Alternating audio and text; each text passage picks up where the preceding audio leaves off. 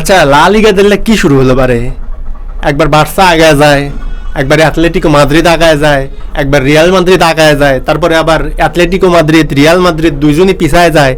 Hello sporty bros, কি খবর সবার? তো জমজমাট অ্যাথলেটিকো মাদ্রিদ এবং রিয়াল মাদ্রিদের ম্যাচ 1-1 গোলে সান্তিয়াগো বার্নাব্যুতে কিন্তু ড্র হয়ে গেছে এবং এই ড্রটি হওয়ার মাধ্যমে কিন্তু আবারও লা লিগার রেস জমে গেল। এখন আমার একটা পার্সোনাল ফিলিং আপনাদের সাথে শেয়ার করি। গতকালকে ম্যাচের আগে আমি বিকালে ভাবছিলাম যে as a Barcelona fan Atletico Madrid এবং রিয়াল মাদ্রিদের ম্যাচটার রেজাল্ট কি হলে বার্সার জন্য সুবিধা হবে।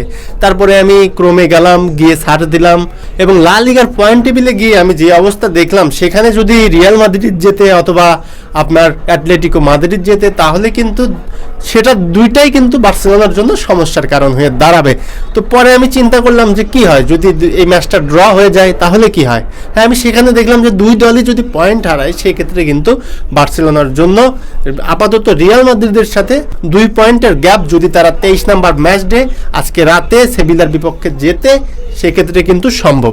যেহেতু বার্সেলোনা ফ্যান হিসেবে সেভিয়া এবং বার্সেলোনার ম্যাচটা আমার দেখতে হবে, তাই কিন্তু আমি আজকে রাত 12টার পরে ঘুম এসে গিয়েছিলাম এবং সকালে উঠে আমার যে চিন্তা ভাবনা গতকাল বিকালের, সেটা কিন্তু প্রতিফলন ঘটেছে। ম্যাচটা কিন্তু 1-1 গোলে ড্র হয়েছে। জুলিয়ান আলভারেজ গোল করেছে অ্যাথলেটিকো মাদ্রিদের হয়ে, অন্যদিকে কিন্তু কিলিয়ান এমবাপ্পে গোল করেছে রিয়াল মাদ্রিদের হয়ে। ম্যাচটা ড্র হওয়ার কারণেই কিন্তু মূলত বার্সেলোনার সাথে রিয়াল মাদ্রিদের যে পয়েন্ট টেবিলে 7 পয়েন্টের একটা গ্যাপ হয়ে গিয়েছিল, সেটা কিন্তু ঘোচানোর একটা সুযোগ এসেছে। দেখুন, একজন রিয়াল মাদ্রিদ ফ্যান হিসাবে আপনার পয়েন্ট অফ ভিউ থেকে হয়তো আপনার মন খারাপ হতে পারে যে কেন রিয়াল মাদ্রিদ এই ম্যাচটাতে ড্র করলো, বা তার আগেই কিন্তু রিয়াল মাদ্রিদ হোঁচট খেয়েছে, ঠিক আছে।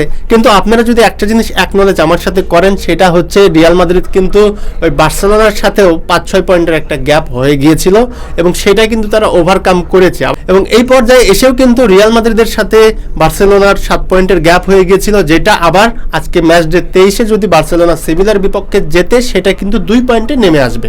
তো আপনারা দেখতে পাচ্ছেন যে আমি এটা বলবো না যে অ্যাজ এ বার্সেলোনা ফ্যান আমি খুশি, as a Real Madrid fan আপনার কোনো দুঃখ পাওয়ার কারণ আছে, কারণ এখান থেকে আরো অনেক কিছু ঘটতে পারে। যেহেতু এখনো কিন্তু আমরা যদি হিসাব করি 15টা ম্যাচ ডে বাকি আছে, তো আমরা চাচ্ছিলাম যে হয়তো বার্সেলোনা ফ্যান হিসেবে আমি খুশি, কিন্তু আমি চাই যে এই লড়াইটা জারি রাখ। কারণ যে এত বড় একটা লিগে যদি কম্পিটিশন না থাকে, আপনি দেখবেন যে আপনার প্রিমিয়ার লিগে কিন্তু এই জিনিসটা হয়, 1-2-3 পয়েন্টের gap.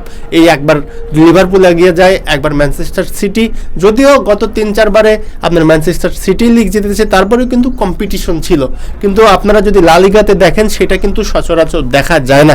So as a football fan, কোনো ওয়ান ক্লাব সমর্থক বা ফ্যান হিসাবে নয়, অ্যাজ এ ফুটবল ফ্যান একটা জিনিস আপনারা হিসাব করেন যে এটা কিন্তু ফুটবল ফ্যান আমরা যারা ম্যাচগুলো দেখি, সেটার জন্য একটা চোখের শান্তি।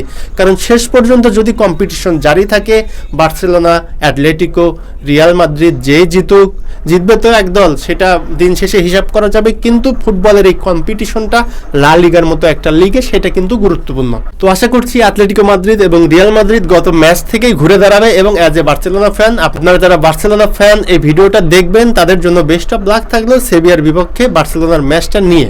আশা করছি বার্সেলোনা এই ম্যাচটি জিতে লিগ টেবিলটাকে আরো বেশি প্রতিযোগিতামূলক করবে এবং লিগে একটা যে প্রতিযোগিতা আপনার জারি, সেটা থাকবে।